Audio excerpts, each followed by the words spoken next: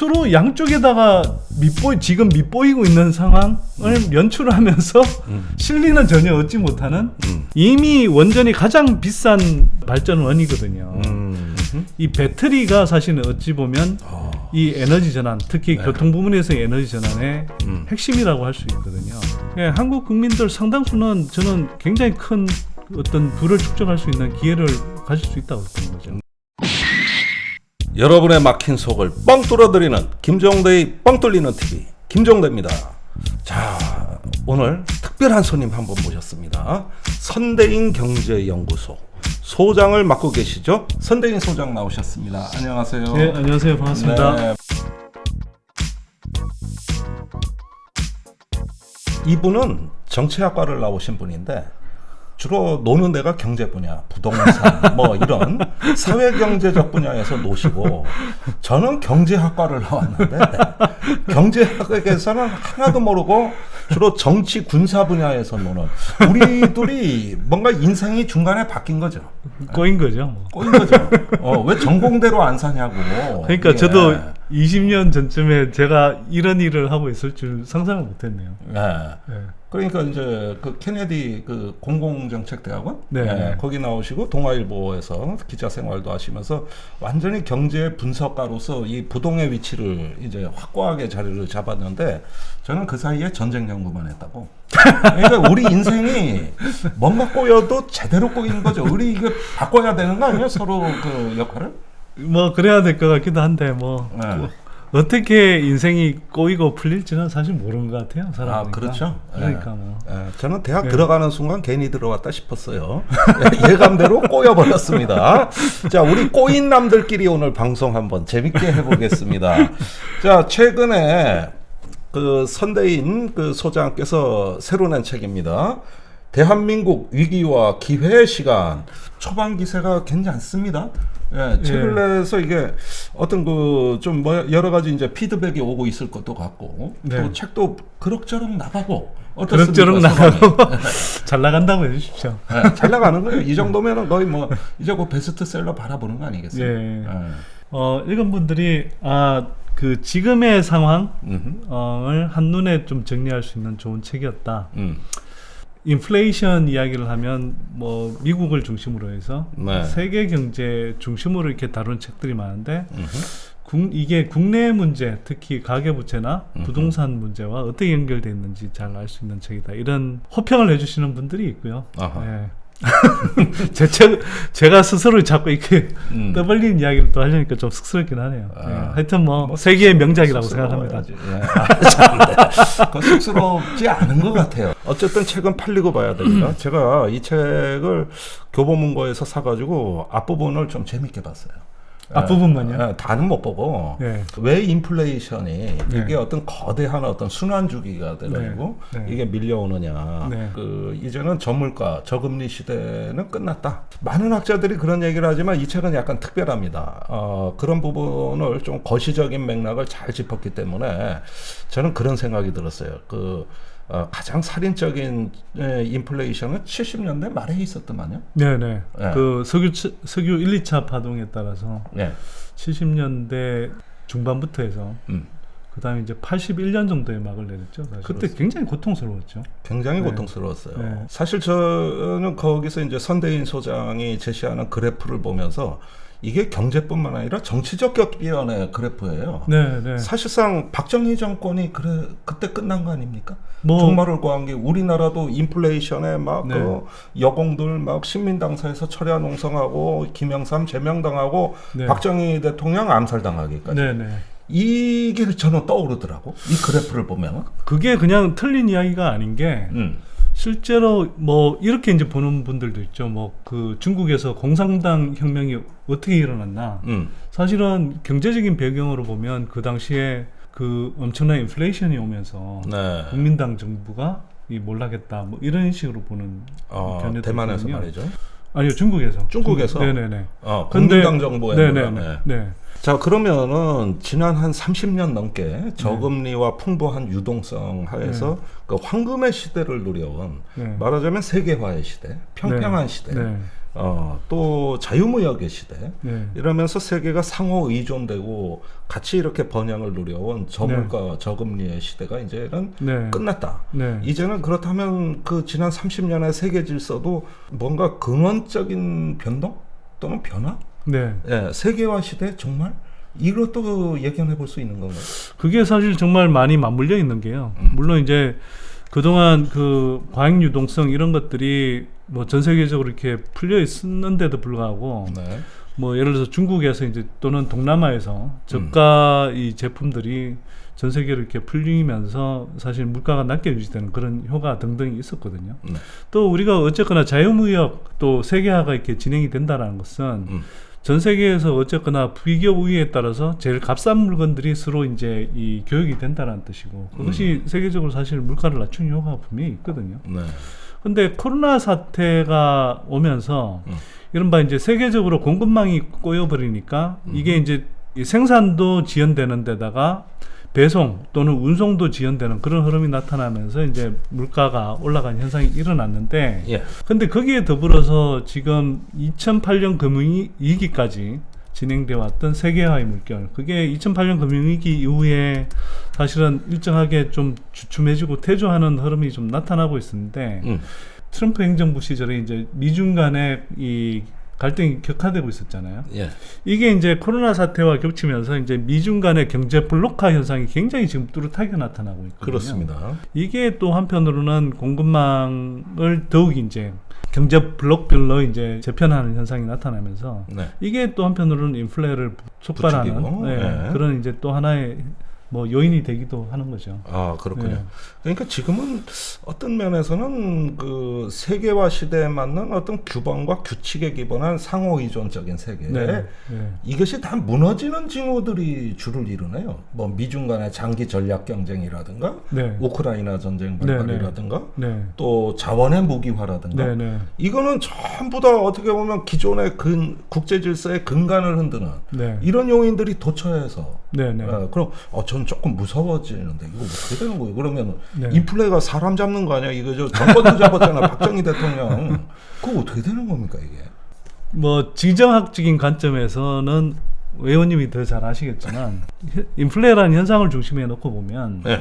말씀하신 대로 뭐 코로나 사태로 인한 공급망 교란 또 뭐 미중 간의 경제 블록화 현상 그게 엎친 데 덮친 격으로 또 러시아 우크라이나 전쟁으로 인해서 뭐 식량 또 그다음에 에너지를 그렇습니다. 중심으로 해서 이제 또 이 물가가 치솟는 그런 현상이 이제 가중이 됐잖아요. 네. 자, 그런데 이게 일단 러시아 우크라이나 전쟁에 의한 에너지 또 식량난 이런 부분은 인플레에 이미 상당히 반영이 됐고 네. 이게 이제 인플레를 더 가중시키는 방향으로 이제 작용하기보다는 이제는 조금씩 완화되는 흐름으로 갈 것 같아요. 완화되는 흐름. 네네. 진정은 된다. 네, 그러니까 뭐 금방 빠르게 확 가라앉다 이렇게 말씀드리긴 어려워도 네. 어느 정도 이제 진정 국면으로 가긴 할 텐데 다만 그게 그렇다고 해서 속 시원하게 이렇게 막 뭐 유가가 러시아 우크라이나 전쟁 이전 수준으로 확 떨어진다거나 네. 뭐 그렇게 돌아가진 않겠죠. 예. 네, 그럼에도 불구하고 뭐 우리가 흔히 경제 쪽에서 흔히 표현하는 피크아웃 정점을 피크아웃, 지났다. 예. 뭐 이런 식의 이제 좀 표현을 쓸 수 있을 것 같은데요. 다만 또 한국은 특히나 지금 이제 환율까지 올라가면서 예. 이 뭐 유가 식품뿐만 아니라 각종 이제 그 원자재 가격 이런 것들의 수입 물가가 높아지는 현상이 또 일어나고 있거든요. 예. 그 수입 물가가 올라가면 우리가 이제 흔히 말하는 기업들이 이 생산한 생산자 물가가 올라가고 예. 그게 순차적으로 다시 소비자 물가까지 증가가 되거든요. 예. 그래서 한국의 물가도 상당 기간 동안 계속 꽤 높은 수준을 유지할 가능성이 높고 미국도 사실은 에너지 식품류 가격 외에 이제 그 근원 물가라고 하는데요. 예. 거기에서 가장 큰 비중을 차지하는 주거비, 주거비. 예, 그 다음에 이 인건비가 사실은 잘 떨어지질 않아요. 주거비와 인건비가 잘 떨어지지 않고 있기 때문에 인플레가 피크아웃은 하더라도 떨어지는 속도는 상당히 좀 완만할 거다 이렇게 예상하는 게 맞을 것 같고요. 아, 예. 그렇군요.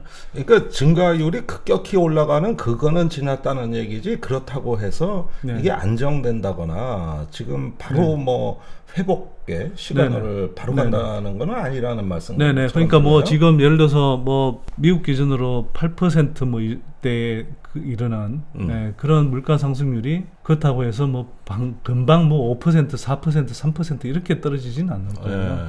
당분간은 좀 높은 수준의 어떤 물가 상태는 유지될 것 같다는 말씀이세요. 네. 자, 그런데 지금 인플레 여러 가지 이유를 말씀하시고 전망도 말씀하셨습니다만 좀 한 가지 좀 빠진 것 같다는 느낌이 드는 게 예.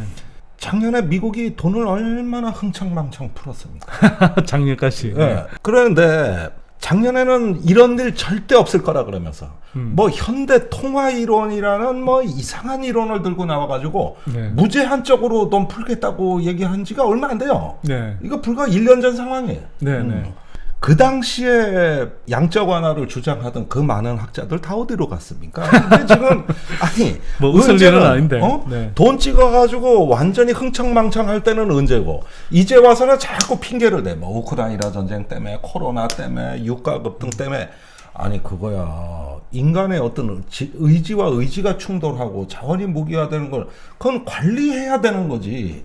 이 책에도 나와 있지만 알코올 중독되듯이 네. 한번 술에 맞들려 가지고 그냥 점점 폭음을 해대는 네. 거기서 헤어나지 못한 이 원인은 반성도 안 하고 자꾸 외부 환경 탓하는 거 이거 좀 문제 있는 거 아닙니까? 굉장히 강한 비판을 아마 받을 거라고 생각합니다. 그러니까 지난 2008년 금융위기 이후에 특히 2010년대 중반 이후에 미국 연준을 비롯해서 각국 중앙은행이 행했던 정책 방향, 통화 정책의 그런 기조들은 굉장히 강한 비판을 받을 가능성이 저는 높다고 생각하고요. 아, 그렇군요. 왜냐하면 너무 오랫동안 예를 들어서 사실은 우리가 이제 그 배경을 생각해 보면 되는데 2000년대 초반부터 이미 우리가 잘 알고 있는 그 닷컴 버블이라는 게 있었잖아요. 예. 클린턴 대통령 때 막 IT 네네. 입성하고 정보고속도로 놓고 이른바 인터넷 혁명이라고 했지만 또 거기에 편성해서 엄청난 인터넷 주식의 버블이 있었는데 그게 2000년대 초반에 이제 붕괴를 하면서 미국 연준이 그 닷컴 버블 붕괴의 충격을 완화한답시고 이제 저금리를 굉장히 오랫동안 지속한 거죠. 네. 심지어 1% 지금은 뭐 그렇게 안 느껴질 수 있지만 그 당시로는 사상 초유의 1%대 금리 구간을 1년여 이상 지속을 했었거든요. 네. 그러다 보니 이게 닷컴 버블 붕괴를 막겠다고 그 저금리로 풀린 돈들이 주택 시장에 들어갔고 네. 주택 시장에 버블이 이제 발생하면서 2008년 금융위기가 온 거거든요. 그렇습니다. 주택 시장 버블 붕괴가 일어나서 전 세계가 그냥 세계 대공황 이래로 가장 큰 충격에 휩싸이니까 그걸 다시 막기 위해서 제로 금리를 만들고 무제한 양적 완화를 실시를 했단 말이죠. 예.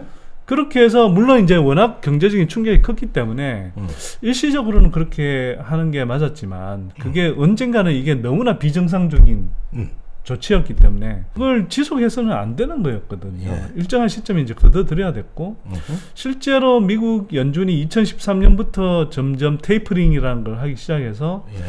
점진적으로 금리도 올려가고 또 유동성을 이제 걷어들이는 조치를 했어야 되는데 안 했죠. 그런 측면에서 굉장히 미온적이었죠.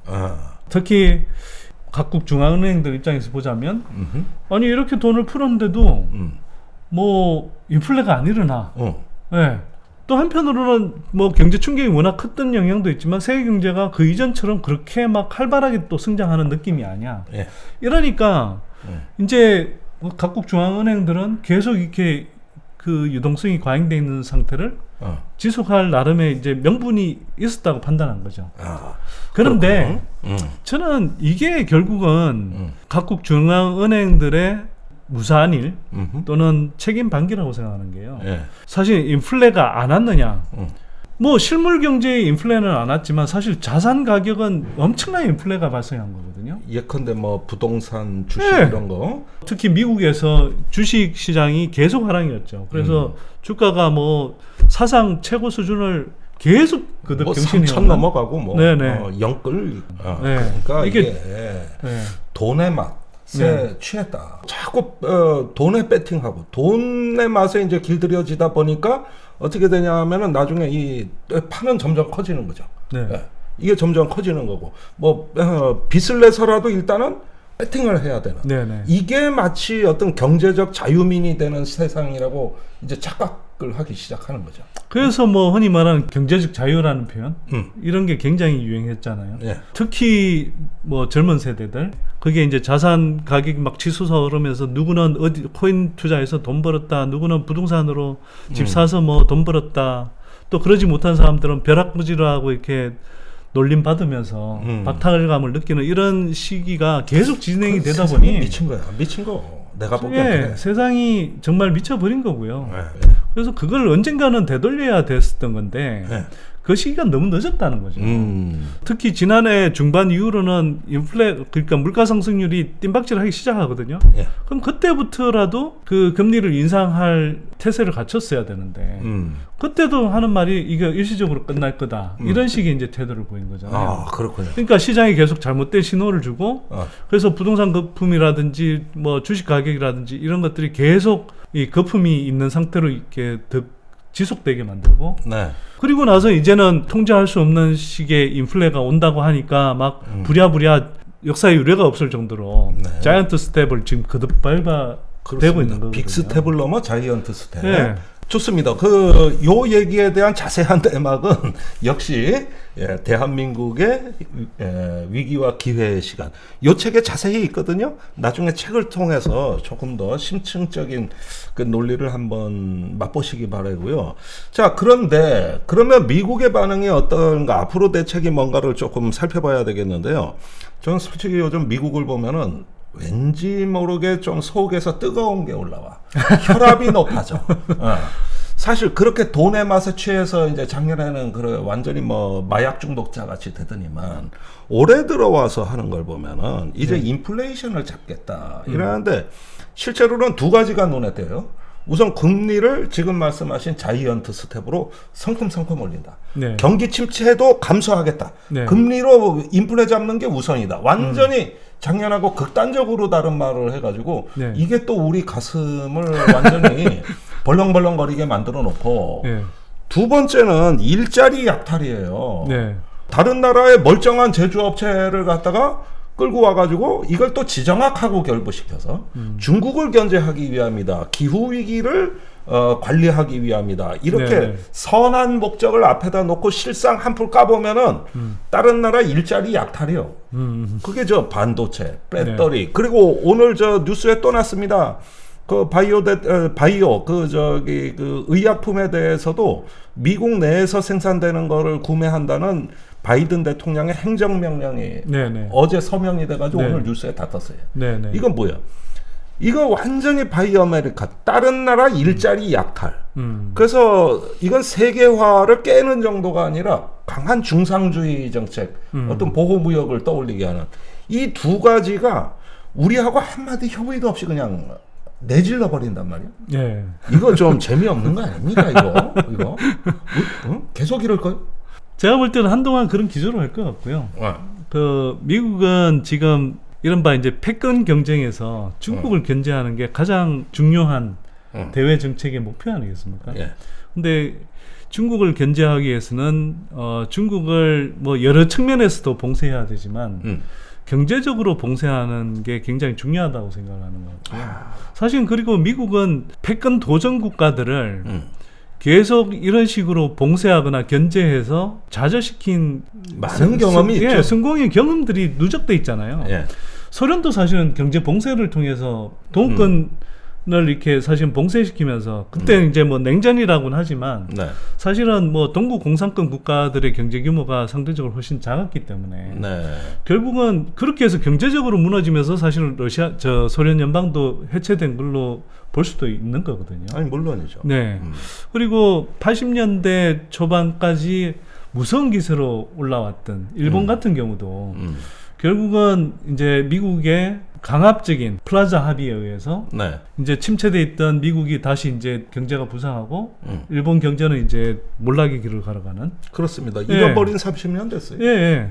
그래서 그런 경험들이 이제 쌓여 있고 역시나 이번에도 사실은 제가 보기에는 중국을 그런 의미에서 봉쇄하고 또 견제해서 중국을 그 경제와 산업이 이렇게 융성하는 것을 막아보겠다 이런 의도가 굉장히 강하게 깔려 있는 것 같고요. 뭐 대표적으로 우리가 이제 반도체 이야기를 할 수가 있는데 흔히 말해서 미래의 어떤 기술 경쟁에 있어서 가장 핵심이 되는 것이 그 기초가 되는 것이 결국 반도체잖아요.